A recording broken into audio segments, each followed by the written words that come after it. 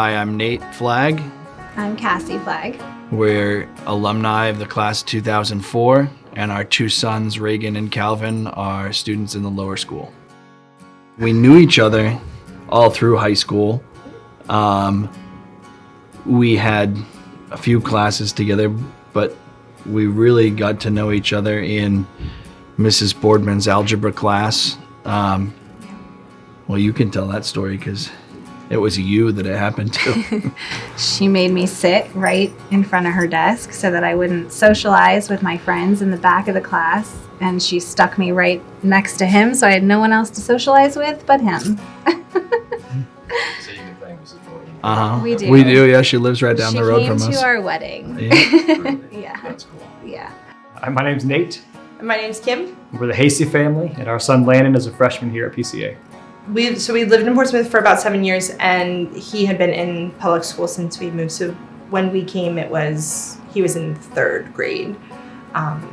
And we just kind of felt like as an incoming freshman, we were really looking for a school that would give him the space to be connected to his teachers. And we were concerned that Portsmouth High School was going to be just, with its size, it's just be really big, and that maybe it wouldn't be the best learning environment for him. Hi, my name is Katie. My name is Graham, and we're the SIEMON family, and we have a daughter named London who's going to be going into kindergarten next year. We were looking for preschool for London, knowing that it was probably going to be the best social move for her. We just welcomed home a new baby May, and we sent her in September of that year. So when we toured the school, we met with Miss Holly, who was the Minnows teacher at the time, and Miss Harley, who is the director of the preschool, and we fell in love with them, their personalities. Everybody that we met at the school was very welcoming. You could tell they had Christ-centered values as people as a whole. So it wasn't something that they just taught to children at school, but as individuals, they were just very warm and welcoming, and it's really nerve-wracking, especially for me, the first time that we sent our first child to school when I had been home with her. So to know that and to feel like people were going to be loving and taking care of your children in the same way that you would in your own home was very, very comforting for us. So Reagan started at a small preschool in York, and then when it was time for kindergarten, we really discussed sending him to York just because that's where we live. But something just kept telling me to try PCA. I had always wanted our kids to come here, but I was like, there's no way. Like, I still wanted to stay home. We had just brushed it off as, we couldn't, Could not afford it. We're a one-income family. She stays home with the kids. We just, didn't even think it possible. You guys knew you wanted to be here. If you didn't have BT, would you guys be here? There's no chance. No, Okay. There's no chance. No chance. No chance whatsoever. Moving forward, waiting on that variable tuition letter, we were kind of like, okay, well, if we don't get it, how are we going to financially do that? What does that look like for our family? Do I go back to work full time? And we figure out where to send Nash, our son, and do you pick up another side job? And how many side jobs can we really physically have? And It's amazing the things you'll do for your kid when you know it's the right thing. Reagan has a lot of energy. He's got he's a very busy kid, and he does have ADHD. And even in preschool, we were already starting to hear them talk about, oh, you need to medicate him. You need to, before he had even started in public schools. And that's not what we wanted for him. So we finally said, we've got to at least see if we can make this work. We toured a couple of schools, actually.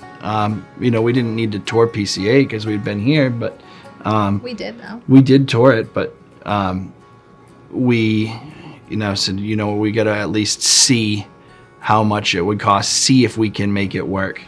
There was God working, because Yes. we kept saying, there's no way. And then I kept seeing things about PCA in the weirdest places. And the biggest thing that happened is we had this really old chicken coop that we were giving away for free. And I said we should throw it away, and Nate said maybe somebody will want it. So we put it on Facebook Marketplace for free. This lady instantly messaged me back, and she was like, "Can I come get your chicken coop?" And I was like, "Sure." And she had a PCA sports jacket on, and I've never met this person in my life. And I said, "I have to ask, who goes to PCA?" And she was like, "My 3 kids." And I was like, "That's so cool. We went there. We've been talking about it." And she was like, "Apply for variable tuition." She said, "Don't rule it out until you apply. Just do it." And so that night I was like, I'm going to just try. And I'm so glad we did. It was sound like he was really included in like classroom engagement, and like it was just as if he was one of the regular students that was there. And yeah. You know, it's enough to just juggle, our life and like everybody else and schedules, all those pieces. And then, you know, the comfort we have to be able to put Landon in a community like this, knowing that he's invested in and that we're being asked to partner right alongside of him is huge for us. Yeah. And knowing that we're not just dropping him off and then washing our hands of it, you know, but we're also accountable and responsible for what's taking place in his life and for how he's designed by God's design and who he's being called to be. For us as parents, I mean, we are the primary voices, at least for a season, in our kid's life. And so we're not interested in just passing it off. We want to be involved and invested. And the fact is, he'll reveal things at school or in the classroom, be it of his personality or strengths or weaknesses that we'll never see at home. So for those PCA teachers who invest in us really as parents that way, to share that information with us is so important. For us, you know, it's been a huge relief. It's been a huge relief to go, okay, our daughter gets to go to the school that we've been hoping for and dreaming for. For kindergarten, we take 1 year at a time. You know, that's where we're at. That's the season we're at. Like, we can't project, you know, all the way through high school, just because financially, right? But what this is doing is, because of those that have given, you know, towards this, is allowing families like us to have an incredible experience, and also it's grown our kid, you know, and it's beautiful to see. Like, the reality is the generosity of people is truly impacting the life of a kid. They're taught to love each other and respect each other for who they are, because that's who God made them. We see that a lot with Reagan. He, you know, he learns a little differently than some of the other kids in his class, and several times a year we have meetings with Dr. Lawrence to discuss his education plan and, you know, moving forward with what works for Reagan. And it's always about, you know, what's the best way to do this for Reagan. It's always, you know, we always start with prayer. It's always Christian values based. It's not just No. for her. It has significantly impacted us, and you know, it's just another miracle, another blessing that we get to account for and see God work in that way. It's so impactful for us as parents that if, you know, pastors don't get paid a ton of money, so I say if, but if we ever get to a place in our life where we can give back the way that people have given to us for this school and for variable tuition, it's the first thing that our family will give to. I'd say to those that have given towards the variable tuition, not only thank you, but what you're doing is you're making room for kids to experience something super unique that they don't get to experience in public schools. And you're also creating a space of, I would say the word I would use is peace in the home for the parents. You know, it's one of those things where, like I'd said before, and I was just talking to her this morning about it, where it's like, we'll do anything for our kids.